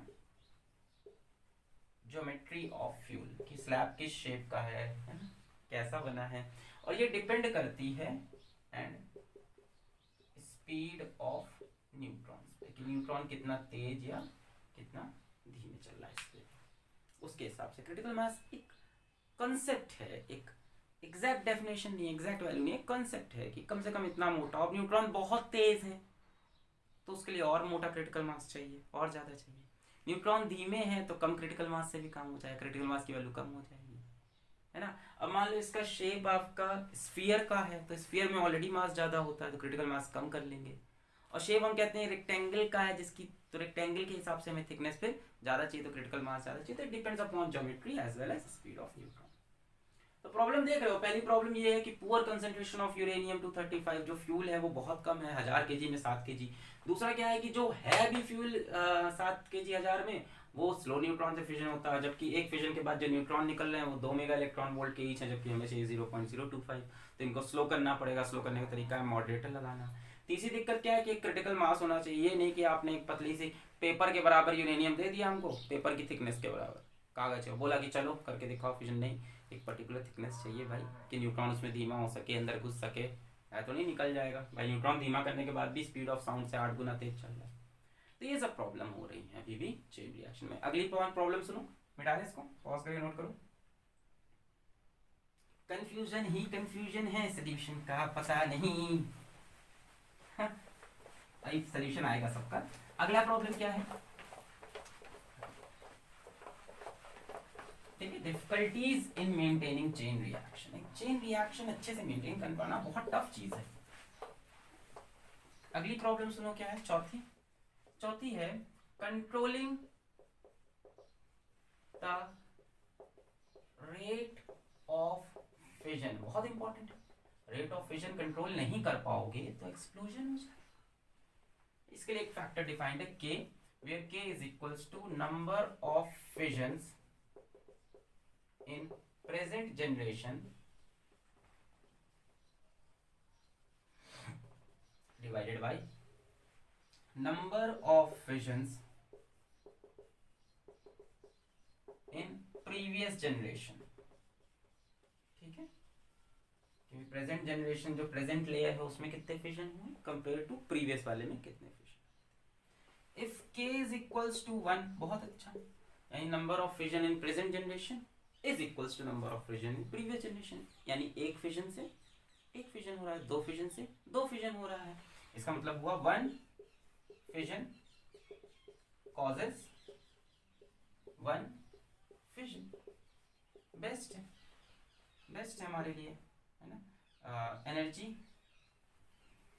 rate of energy liberated is constant. Energy constant नहीं, एनर्जी तो बढ़ ही रही लगातार, रेट जो है वो कांस्टेंट है। अभी जितने फिजन हुए थोड़ी देर बाद फिर उतने fission, number of fission in present generation, number of fission in previous generation बराबर है, 1 से 1, 2 से 2, 3 से 3। k ग्रेटर देन 1 डेफिनेटली एक प्रॉब्लम है। इसमें क्या है, 1 fission causes more than 1 fission, ये तो दिक्कत है यार। इसमें क्या होगा, इसमें रेट ऑफ एनर्जी लिबरेटेड क्या हो रहा है, इंक्रीज करेगा। पहले शुरू में कम एनर्जी, फिर उसके बाद और ज्यादा एनर्जी, क्योंकि k ग्रेटर देन 1 है, number of fissions in present generation. Are more than number of fission in previous generation. पहली बार एक ही फिजन हुआ, उसके बाद 3 हो रहे हैं, उसके बाद 9 हो रहे हैं, प्रॉब्लम है। के लेस देन 1 भी अच्छा नहीं है यार। देखो के लेस देन 1 का मतलब क्या हो गया, है ना। के लेस देन 1 भी बहुत अच्छा नहीं है, उसमें भी प्रॉब्लम है। के लेस देन 1 में क्या हुआ, number of fission in present generation are less than number of fission in previous generation, यानी फिजन कम होते जा रहे हैं, है ना। इसमें number of fissions are decreasing, इसमें रेट ऑफ एनर्जी लिबरेटेड क्या होगा, डिक्रीजिंग। इसमें लास्ट में क्या होगा, फिजन बंद हो जाएगा भाई ऐसे तो, के लेस देन 1 में। ये भी अच्छा नहीं है हमारे लिए, ये भी अच्छा नहीं, ये बेस्ट है। तो फिजन बंद हो जाएगा, number of fission present generation are less than number of fission previous generation.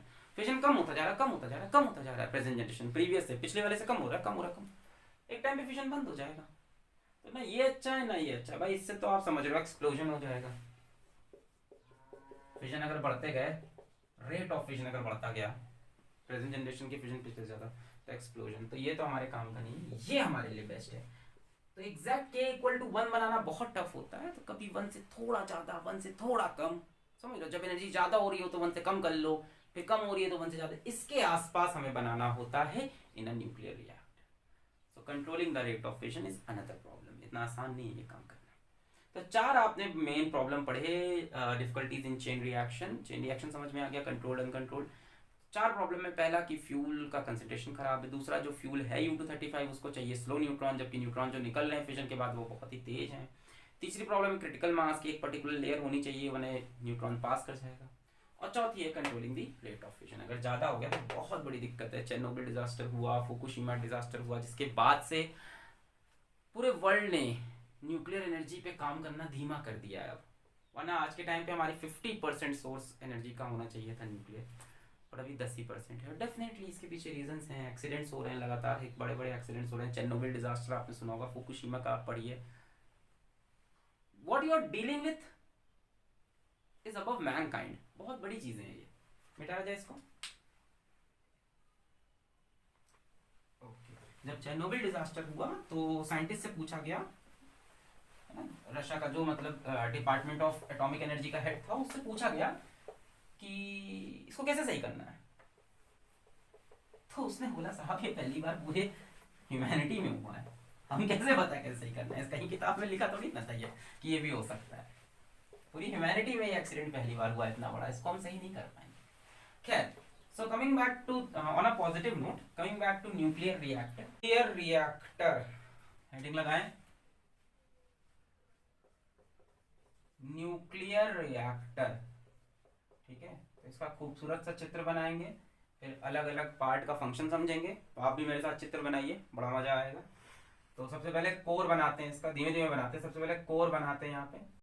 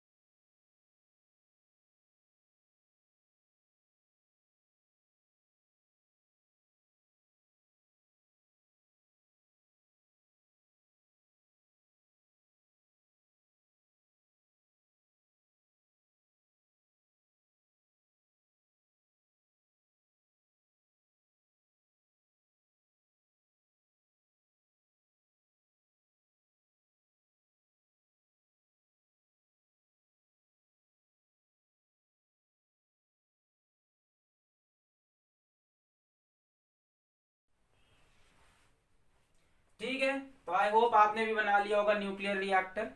एक न्यूक्लियर रिएक्टर का जो मेन काम है वो है इलेक्ट्रिसिटी जनरेट करना। अब वो कैसे करता है इसको धीमे धीमे समझते हैं। यहाँ पे आपको जो पार्ट दिख रहा है ये इसका मेन पार्ट है, इसको बोलते हैं कोर। यही सब कुछ होना है, फिजन इसी के अंदर होगा। ये लगे हैं फ्यूल रॉड। फ्यूल रॉड मतलब यूरेनियम जो फिजन होगा। ये dot dot dot dot dot dot dot जो दिख रहा है ये है मॉडरेटर। ये मॉडरेटर, मॉडरेटर का क्या काम है भाई? फिजन के बाद जो न्यूट्रॉन निकलते हैं वो बहुत तेज चलते हैं, 2 मेगा इलेक्ट्रॉन वोल्ट की एनर्जी से। तो मॉडरेटर उसको स्लो डाउन करता है कि भैया धीमे हो जाओ, तुम्हें आगे भी तो फिजन करना है भाई। फिजन तो थर्मल न्यूट्रॉन से होगा। तो मॉडरेटर का काम है कि फास्ट मूविंग न्यूट्रॉन को स्लो कर देना कि चेन रिएक्शन हो सके। ठीक, अभी और समझेंगे इन डिटेल। ये लगा है कंट्रोल रॉड, 1 2 3 फ्यूल रॉड के बीच बीच में। कंट्रोल रॉड का काम होता है रेट ऑफ फिजन को कंट्रोल करना, कि फिजन ना बहुत तेज हो ना बहुत धीमे। कंट्रोल रॉड और मॉडरेटर का काम अलग अलग है, भी लिख के समझाएंगे। ठीक है, फिजन के रेट को संभालता है। ये डॉट डॉट डॉट ये क्या है? अगल बगल जो पाइप में घूम रहा है ये है बच्चों कूलेंट। कूलेंट का काम बड़ा इंपॉर्टेंट है। अब यहां अंदर फिजन हुआ, फिजन से निकली ढेर सारी एनर्जी। अब इस एनर्जी से आप इलेक्ट्रिसिटी कैसे बनाओगे? ये तो हीट एनर्जी है। तो कूलेंट क्या करता है कि यहां से सारी हीट एनर्जी को सक कर लेता है। यहां से कूलेंट आया इधर, यहां से आया इधर, सारी हीट एनर्जी को यहां से सक करता करता करता करता यहां से निकल गया हीट लेकर। अब यहाँ जो कूलेंट आ रहा है ये बड़ा गर्म कूलेंट है, 500 डिग्री सेल्सियस 600 डिग्री सेल्सियस, समझ लो। यहाँ से ठंडा कूलेंट आया, अंदर फिजन वगैरह हुआ, उससे हीट एब्जॉर्ब किया, यहाँ से कूलेंट जाने लगा गर्म होकर। अब ये गर्म कूलेंट आया इस चैम्बर में जो कि है बॉयलर। अब बॉयलर में क्या हुआ कि अंदर पानी भरा हुआ है, कूलेंट आया 500-600 डिग्री सेल्सियस पे, ये पानी को गर्म कर देगा। ये जो वाटर है इसने कूलेंट से हीट एब्जॉर्ब की और गर्म हो गया। गर्म होके स्टीम बन गया। अब स्टीम उठी उठी उठी उठी और इस चैम्बर में आ गई। इस चैम्बर में स्टीम ने क्या किया? टरबाइन को रोटेट किया, इसको गोल गोल घुमाया। अच्छा, टरबाइन जब रोटेट हुई तो इसके साथ एक कॉइल रोटेट हुआ, आर्मेचर कॉइल। ये तो समझ गए होगे ना, एसी जनरेटर ऐसी तो बनता है। जब ये कॉइल रोटेट हुआ मैग्नेटिक फील्ड के अंदर, भाई यहाँ मैग्नेटिक फील्ड है, नॉर्थ से साउथ मैग्नेटिक फील्ड लाइंस जा रही हैं। जब कॉइल घूमेगा तो number of magnetic field lines जो कॉइल में से पास कर रही हैं वो चेंज होंगी, मैग्नेटिक फ्लक्स चेंज होगा, ईएमएफ इंड्यूस होगा, इलेक्ट्रोमैग्नेटिक इंडक्शन। एसी जनरेटर आपने पढ़ रखा है ना ईएमआई चैप्टर में, कि जब ये गोल गोल घूमेगा तो इसके अंदर से पास होने वाली मैग्नेटिक फील्ड लाइंस चेंज होंगी लगातार, कभी ज्यादा होंगी कभी कम, फिर ज्यादा फिर कम, तो फ्लक्स चेंज होगा और फ्लक्स चेंज होने से इलेक्ट्रिसिटी जनरेट होगी। फिर क्या हुआ? ये जो स्टीम टरबाइन को घुमा रही थी ये खराब थोड़ी ना हो जाएगी। इस स्टीम को हमने लिया और इस स्टीम वाले पाइप के ऊपर ठंडा पानी सर्कुलेट किया, इसको बोलते हैं condenser. Water, cold water in cold water out, इसके ऊपर कंडेंसर। स्टीम को कंडेंस किया, स्टीम को कंडेंस किया, वापस वाटर बना लिया। यहां से स्टीम वापस आई, इसके पाइप के ऊपर हमने ठंडा पानी सर्कुलेट कर दिया, ठंडे पानी से क्या हुआ? स्टीम ठंडी होके वापस वाटर बन गई। फिर वाटर को वापस बॉयलर में डाल दिया, बॉयलर में वाटर वापस गया, कूलेंट से फिर हीट एब्जॉर्ब किया, फिर स्टीम बना, फिर टरबाइन घुमाया, कॉइल घूमा, करंट बना। अच्छा, कूलेंट का क्या हुआ? कूलेंट यहां से गर्म कूलेंट आया, हीट लॉस हो गई। क्यों? क्योंकि पानी ने एब्जॉर्ब कर ली। भाई ये जितनी हीट वहां से लेके आ रहा था पानी ने एब्जॉर्ब कर ली।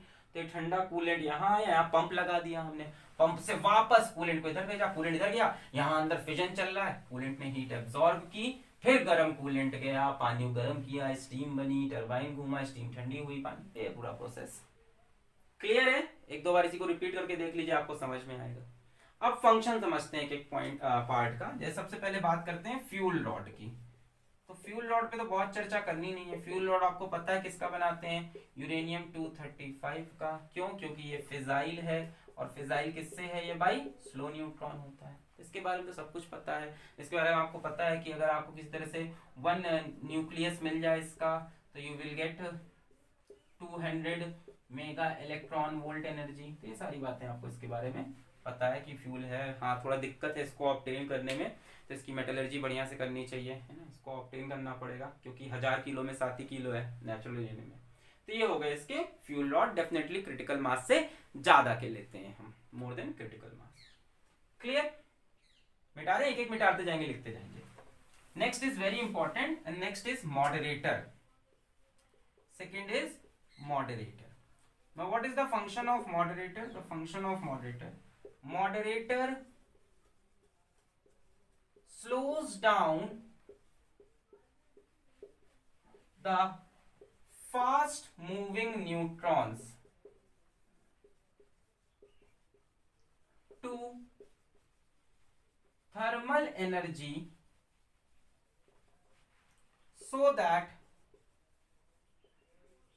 they can cause fission. ठीक है, आपने भी पढ़ा था क्या होता है कि एक न्यूट्रॉन होता है जाके यूरेनियम के न्यूक्लियस को हिट करता है, फिर 3 न्यूट्रॉन निकलते हैं। अब ये जो 3 न्यूट्रॉन नए निकलते हैं इनकी एनर्जी बहुत ज्यादा होती है, करीब करीब 2 मेगा इलेक्ट्रॉन वोल्ट तक होती है। पर आपको फिशन के लिए जो न्यूट्रॉन चाहिए होता है उसकी एनर्जी आपको 0.025 इलेक्ट्रॉन वोल्ट चाहिए, है ना। आपको कैसा न्यूट्रॉन चाहिए होता है? थर्मल न्यूट्रॉन चाहिए होता है। और यूरेनियम से कैसा निकलता है? 2 मेगा इलेक्ट्रॉन वोल्ट ईच वाली एनर्जी, सबकी एनर्जी 2 मेगा इलेक्ट्रॉन वोल्ट। तो मॉडरेटर का काम होता है कि इन न्यूट्रॉन को स्लो डाउन करना। कैसे करता है यार मॉडरेटर? कोई चीज ऐसी नहीं है, मॉलिक्यूल्स हैं, पानी ले लिया, हैवी वाटर ले लिया, ग्रेफाइट ले लिया, इनके मॉलिक्यूल्स हैं। अब न्यूट्रॉन क्या होता है, यहाँ से मान लो तेज न्यूट्रॉन निकले, खूब स्पीड में यहाँ से न्यूट्रॉन निकले, है ना, यहाँ से खूब स्पीड में मान लो न्यूट्रॉन्स निकले, अगल बगल मॉडरेटर के मॉलिक्यूल्स हैं, तो मॉडरेटर के मॉलिक्यूल से वो टकरा गए। टकराने से क्या होगा? टकराने से उनकी एनर्जी कम हो जाएगी, है ना भाई। मान लो कोई बंदा बहुत तेजी स्पीड में आ रहा है, उसको भीड़ में डाल दो, भीड़ में डाल दो कि क्या हुआ? टकरा टकरा के उसकी स्पीड कम हो जाएगी। तो कोलिजन्स होते हैं, सिंपल, है ना। सो मॉडरेटर के लिए क्या क्या यूज किया जाता है, ये वेरी इंपॉर्टेंट है। मॉडरेटर के लिए यूज करते हैं हम वाटर, मॉडरेटर के लिए हम यूज करते हैं हैवी वाटर, या मॉडरेटर के लिए हम यूज करते हैं ग्रेफाइट। भारत में हमारा भाभा एटॉमिक रिसर्च सेंटर में जो अप्सरा रिएक्टर है, सबसे पहला रिएक्टर, उसमें वाटर यूज किया जाता है। H2O के मॉलिक्यूल्स होते हैं, ये वाटर के मॉलिक्यूल्स हैं। वाटर के मॉलिक्यूल से फास्ट मूविंग न्यूट्रॉन जाके टकराता है, उसकी स्पीड धीमी हो जाती है, फिर दूसरे मॉलिक्यूल से टकराता है और धीमी, फिर तीसरे से, ऐसे भीड़ में टकराते टकराते स्पीड धीमी, फिर फिजन के लिए वो तैयार हो जाता है। ठीक है, तो जो अप्सरा रिएक्टर है हमारा, जो अप्सरा रिएक्टर है बार्क का, मैं कोशिश करूंगा यहाँ जाने की, यहाँ का एक वीडियो बनाने की, वो यूज करता है वाटर को एज मॉडरेटर, H2O को। और बचे हुए जितने भी रिएक्टर हैं भारत में टोटल 22 न्यूक्लियर रिएक्टर हैं, तो बचे हुए जितने भी रिएक्टर हैं सब हैवी वाटर यूज करते हैं, D2O। ठीक है, अब जो चेरनोबिल था, चेरनोबिल सुना होगा आपने, चेरनोबिल डिजास्टर बहुत फेमस है, वहां पे ग्रेफाइट यूज हुआ था एज मॉडरेटर। देखा गया था बाहर ग्रेफाइट पड़ा हुआ था, तो वहीं से पता चला था कि कोर टूट गई है, उसकी पूरी कोर बस्ट कर गई थी, बाहर ग्रेफाइट के टुकड़े पड़े हुए थे। ठीक, तो ये वाटर, हैवी वाटर, ग्रेफाइट या कार्बन, इसको हम यूज करते हैं to slow down the fast moving neutron. और प्रोसेस बड़ा सिंपल है, भीड़ में छोड़ दो तेज लोगों को, लड़ते लड़ते स्पीड धीमी हो जाएगी। ये मॉडरेटर है। मिटा रहे हैं इसको, फास्ट मूविंग न्यूट्रॉन को धीमा करने का काम मिटा रहे हैं, बहुत बढ़िया। अच्छा, next is control rod. Control rod, तो बच्चों कंट्रोल रॉड का काम क्या होता है? इनका काम होता है to control the rate of fission. So to control the rate of fission, मतलब बेसिकली ये कोशिश करते हैं, they are used to maintain K value near unity. K याद है ना, number of fissions in present generation divide by number of fissions in previous generation. तो हम चाहते हैं कि K की वैल्यू करीब करीब यूनिटी रहे। कंट्रोल रॉड ऐसा करते हैं, तो कैसे करते हैं, होते क्या है, these are made up of neutron absorbing material. ठीक है, ये न्यूट्रॉन एब्जॉर्बिंग मटेरियल के बनते हैं। अब क्या किया जाता है, मान लो फिजन का रेट बहुत ज्यादा है, ठीक है, एनर्जी बहुत ज़्यादा बढ़ रही है। तो कंट्रोल लॉट को हम नीचे डाल देते हैं। नीचे डालने से क्या होगा कि यहाँ पे जितने भी न्यूट्रॉन्स होंगे उनको ये एब्जॉर्ब कर लेगा, फिजन का रेट कम हो जाएगा। जैसे मान लो यहाँ से 100 न्यूट्रॉन निकल रहे हैं, आपने रॉड को नीचे कर दिया तो 100 में से 90 उसने एब्जॉर्ब कर लिए, अब 10 ही जा रहे हैं ना। रॉड को आपने नीचे कर दिया, यहाँ तक रॉड आ गया, अब 10 ही न्यूट्रॉन आगे जा पा रहे हैं, है ना। आपने और नीचे कर दिया, 95 न्यूट्रॉन को एब्जॉर्ब कर लिया, नीचे सिर्फ 5 न्यूट्रॉन जा रहे हैं। कम न्यूट्रॉन जाएंगे तो फिजन का रेट कम हो जाएगा। तो न्यूट्रॉन एब्जॉर्बिंग मटेरियल से बनाए जाते हैं। These are made up of neutron absorbing material. Fission का रेट मान लो धीमा हो गया, फिजन हो ही नहीं रहा, बहुत धीमा, इलेक्ट्रिसिटी उधर बनी नहीं रही है, पानी उबल ही नहीं रहा, हम बैठे हुए हैं, कब उबलेगा, अरे भैया हीट ही नहीं बन रही है, फिजन ही नहीं हो रहा। तो कंट्रोल रॉड को ऊपर कर लो, कंट्रोल रॉड को जैसे खींच के ऊपर करेंगे, यहाँ न्यूट्रॉन्स जाके आगे फिजन करने लगेंगे। So they can control the rate of reaction. These are made up of neutron absorbing materials, है ना। If rate of fission goes down, अगर रेट ऑफ फिजन धीमा हो गया है तो क्या करो, कंट्रोल रॉड को ऊपर खींच लो या गोज अप कर लो। रेट ऑफ फिजन गोज अब बहुत तेज हो रहा है fission, so control rods are lowered and vice versa. समझ, रेट ऑफ फिजन अगर बहुत तेज हो रहा है, बहुत तेज फिजन हो रहा है, बहुत एनर्जी बन रही है, पानी बहुत उबल रहा है, तो क्या करो, कंट्रोल रॉड को नीचे कर दो, न्यूट्रॉन्स जो आ रहे हैं वो ब्लॉक हो जाएंगे। तो न्यूट्रॉन जा रहे थे अगले वाले उस पे यूरेनियम पे फिजन करने कूद रहे थे, तब तक बीच में कंट्रोल रॉड आके न्यूट्रॉन को एब्सॉर्ब कर गया। अच्छा, अब ये मैन्युअली नहीं होता, सेंसर्स लगे होते हैं। यहाँ पे एक थर्मामीटर लगा दिया, टेम्परेचर सेंसर, और उससे इसको कनेक्ट कर दिया कंट्रोल रॉड को, है ना। They are connected with sensors, they are connected to temperature sensor. Temperature sensor क्या करता है, जैसे ही टेम्परेचर बढ़ने लगता है एक लिमिट के ऊपर, तो ये समझ जाता है टेम्परेचर बढ़ रहा है, मतलब एनर्जी ज़्यादा है, हीट ज़्यादा है, तो कंट्रोल रॉड नीचे आने लगता है। जैसे ही टेम्परेचर फॉल करने लगता है तो समझ जाता है हीट नहीं बन रही है, तो कंट्रोल रॉड ऊपर चला जाता है कि भैया फिजन बढ़ा दो। समझे कितना बढ़िया, पूरा ऑटोमेटिक, ऐसा नहीं कि कोई इंसान बैठ के ऐसे कंट्रोल रॉड नीचे ले जाएगा ऊपर, ऑटोमेटिक है, पूरा कंप्यूटर से प्रोग्राम्ड है। उसने कंप्यूटर ने देखा कि भाई जो टेम्परेचर है वो 1000 डिग्री सेल्सियस के ऊपर चला गया, अरे भाई अब तो दिक्कत होने वाली, तुरंत कंट्रोल रॉड को नीचे कर दिया कंप्यूटर ने। देखा नीचे करते करते देखा 500 हो गया, अब रोक दो, बस अब होने दो फिजन। थोड़ी देर बाद उसने देखा कि टेम्परेचर गिरते गिरते मान लो 300 चला गया है, अब 300 टेम्परेचर भी कम है, तो इसने कंट्रोल रॉड को ऊपर उठा लिया। तो इस सेंसर से अपने आप कनेक्टेड होता है और ऑटोमेटिशन पे चलता है, ऑटोमेटिकली चलता है। कंट्रोल रॉड किसका बना होता है, न्यूट्रॉन एब्जॉर्बिंग मटेरियल से बना होता है। लाइक बोरॉन यूज होता है, लाइक कैडमियम यूज होता है, लाइक हैफनियम यूज होता है, ये होता है कंट्रोल रॉड का मटेरियल। बोरॉन, कैडमियम या hafnium, they absorb the neutron. Clear है इनका काम, रेट ऑफ फिजन कंट्रोल करना। फिजन का रेट ज्यादा हो रहा है तो नीचे कर दो, कम हो रहा है तो ऊपर। मिटा रहे, ओके, ये हुआ control rod. Next is coolant, next is coolant, third number पे, फोर्थ नंबर पे कूलेंट। फर्स्ट हो गया फ्यूल, फिर हो गया मॉडरेटर, फिर कंट्रोल रॉड ऑफ कूलेंट। तो बच्चों कूलेंट का काम क्या है बता ही चुके हैं। Coolant circulates around core in 2 to 3 loops. ठीक है, इसमें अब दिखा नहीं पाए हम, एक ही लूप नहीं होता, 2-3 लूप बनाए जाते हैं कूलेंट, जैसे पाइप 2-3 बार लपेटा जाता है। 2 to 3 loops and absorbs heat from fission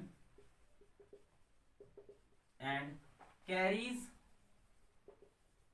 this heat to boiler to heat water। Clear, coolant का काम क्या है, यहां से हीट लो और लेके जाओ, पानी को हीट करो, ये काम है। तो कूलेंट क्या क्या यूज होते हैं बच्चों, तो कूलेंट सबसे जो इजीली अवेलेबल है वो हमारे पास वाटर है। और क्या यूज होता है, कार्बन डाइऑक्साइड भी यूज होता है कूलेंट की तरह। और क्या यूज होता है, एयर भी यूज होती है एज कूलेंट। और क्या यूज होता है, लिक्विड सोडियम भी यूज किया जाता है एज कूलेंट। तो ये सारे कूलेंट मटेरियल हैं। कूलेंट का काम क्या है, कूलेंट का ये काम है कि हीट को बढ़िया से एब्जॉर्ब करना और बढ़िया से रिलीज करना और टेम्परेचर जल्दी ना बढ़े। तो it should have high specific heat capacity, है ना, should have high specific heat capacity. ये ना हो कि उसका टेम्परेचर बहुत जल्दी बढ़ गया है, खूब सारी हीट ये एब्जॉर्ब कर ले और उसका टेम्परेचर ज्यादा ना बढ़े। ऐसा होना चाहिए कि यहाँ से खूब सारी हीट भी ले ले फिर भी टेम्परेचर ना बढ़े। तो वाटर सबसे बढ़िया कूलेंट है जो भारत के रिएक्टर्स में यूज होता है। बाकी कूलेंट भी आप यूज कर सकते हैं। कूलेंट का फंक्शन समझ में आ गया, आप सब समझ में आ गया। यूरेनियम फ्यूल रॉड क्या करता है, फिजन करता है भाई, इसी में फिजन होता है, इसी में न्यूट्रॉन घुसता है। अच्छा फिर क्या है दूसरी चीज, मॉडरेटर। अब यहाँ से फिजन होने के बाद जो न्यूट्रॉन निकले बहुत हाई एनर्जी के हैं, तो मॉडरेटर के मॉलिक्यूल से टकराते हैं, एनर्जी कम होती है, फिजन आगे बढ़ता है। मॉडरेटर कंट्रोल नहीं करता रेट को, मॉडरेटर की वजह से ही फिजन हो रहा है, समझो। कई बच्चे सोचते हैं कि मॉडरेटर कंट्रोल रॉड सेम है, नहीं, मॉडरेटर की वजह से फिजन हो रहा है। मॉडरेटर ना हो तो न्यूट्रॉन्स जो निकले हाई स्पीड में हो, बहुत हैवी एनर्जी के हो, आगे फिजन ना हो पाए। तो मॉडरेटर स्लो करता है फास्ट मूविंग न्यूट्रॉन्स को। मॉडरेटर के लिए क्या यूज करते हैं, वाटर, हैवी वाटर और ग्रेफाइट। उसके बाद कंट्रोल रॉड है, इनका फंक्शन क्या है, रेट ऑफ फिजन को कंट्रोल करना, न्यूट्रॉन को बंद कर दो या न्यूट्रॉन को जाने दो। किससे बनता है ये, बोरॉन, कैडमियम या हैफनियम से। उसके बाद कूलेंट आ गया जो हीट को एब्जॉर्ब करके जाएगा, वाटर को बॉईल करेगा। कूलेंट क्या है, वाटर, कार्बन डाइऑक्साइड, एयर या लिक्विड सोडियम है। इसके बाद की चीजें तो आप समझ ही गए हो। तो ये पूरी कहानी थी न्यूक्लियर रिएक्टर की। आई होप आपको फंक्शन समझ में आ गया। एक चीज और है कि इस पूरे को ना बंद किया जाता है एक बड़े से कंटेनमेंट में, लिख देते हैं उसको भी, नोट कर लिया, इसको लिख देते हैं। फिफ्थ पार्ट क्या है, कंटेनमेंट। अब क्या करते हैं हम, ये जो कोर होता है इसको हम कवर कर देते हैं करीब 1 मीटर थिक कंक्रीट में। The core is covered in a metre thick concrete और स्टील, ठीक है। ये जो कोर है इसको 1 मीटर थिक, 1 मीटर थिक, इतनी थिक, इतनी मोटी दीवार, इतनी मोटी दीवार, चुनवा दी एकदम दीवार के अंदर, है ना, इतनी मोटी, इतनी लंबी नहीं, इतनी मोटी दीवार से पूरी तरफ से घेरवा देते हैं, मोटी सी दीवार से। ऐसा इसलिए करते हैं बच्चों क्योंकि कोर में से हार्मफुल रेडिएशंस निकल रहे हैं, अल्फा, बीटा, गामा, ये निकल रहे हैं। तो उसको रोकने के लिए हम 1 मीटर थिक दीवार इसके अगल बगल बना देते हैं। किस लिए बना देते हैं, आप लिख सकते हैं यहाँ पे, टू प्रिवेंट हार्मफुल रेडिएशंस, है ना। पर ऐसा नहीं कि बहुत कारागार होगा 1 मीटर थिक से काम बन जाएगा, ऐसा नहीं होता। बहुत रिस्क होते हैं न्यूक्लियर रिएक्टर में काम करने के। जितने भी वहाँ पे वर्कर होते हैं वो लेट के एप्रन पहने होते हैं और कहीं ना कहीं लाइफ में उनको कैंसर की प्रॉब्लम आ जाती है क्योंकि गामा रेडिएशंस बहुत हार्मफुल होते हैं। इंडिया तरक्की कर रहा है इस फील्ड में, है ना। अब तक 22 न्यूक्लियर रिएक्टर है इंडिया के, 3% एनर्जी इलेक्ट्रिसिटी यहाँ से आ रही है। प्रॉब्लम यही कि बीच बीच में न्यूक्लियर एक्सीडेंट हो जाते हैं, फिर लोग मोर्चा लेके निकल आते हैं कि बंद करो। वो भी पॉइंट भी सही है कि हाँ, ह्यूमन लाइफ एट रिस्क है। Let's see where it goes. तो यहीं पे इस टॉपिक करते हैं समाप्त। इसके बाद लेके आएंगे न्यूक्लियर फ्यूजन। पढ़ाई करते रहें। All the very best.